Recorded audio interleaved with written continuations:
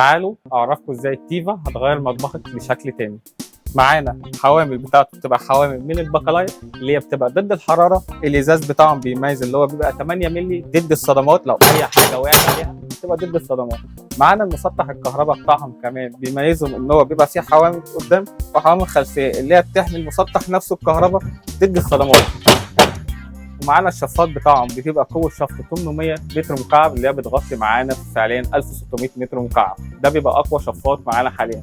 معانا الفرن بتاعهم E90 ده بيبقى السعه اللتريه بتاعته 125 لتر فعليا. بيميزه اللي هو فيه مروحه توزيع حراره مروحه تبريد. بيميزه كمان اللي هو فيه صينيتين مش زي بقيه الفرن صينيه واحده.